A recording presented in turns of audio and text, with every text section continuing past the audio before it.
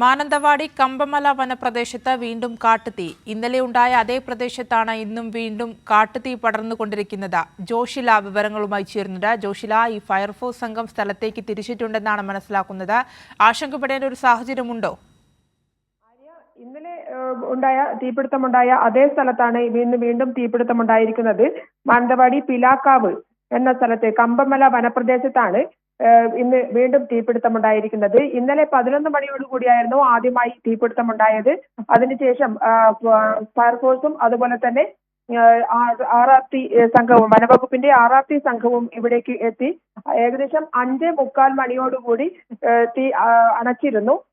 അത് ജനവാസ കേന്ദ്രത്തിലെ 3-4 വീടുകൾ ആ ഒരു പ്രദേശത്തിലെ അടിവാരത്ത് ഉണ്ട് എന്നുള്ളതാണ് മനസ്സിലാക്കാൻ സാധിക്കുന്നത്.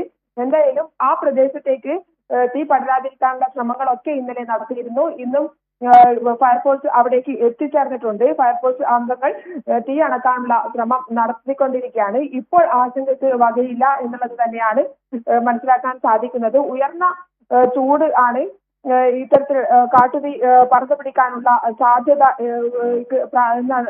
കാട്ടുതീ പടർന്നു പിടിക്കാനുള്ള കാരണം എന്നുള്ളതാണ് ഇപ്പോൾ പ്രാഥമിക നിഗമനം. എന്തായാലും നല്ല ചൂടാണ് ഇപ്പോൾ വയനാട്ടിൽ. അതുകൊണ്ട് തന്നെ ആശങ്കയ്ക്ക് വകയുണ്ടെങ്കിലും ഫയർഫോഴ്സ് എത്തിയത് കൊണ്ട് ഒരുപക്ഷെ തീയണക്കാൻ സാധിച്ചേക്കും എന്നുള്ള പ്രതീക്ഷയിലാണ്. ജോഷ്ലയാണ് വിവരങ്ങൾ നൽകിയത്.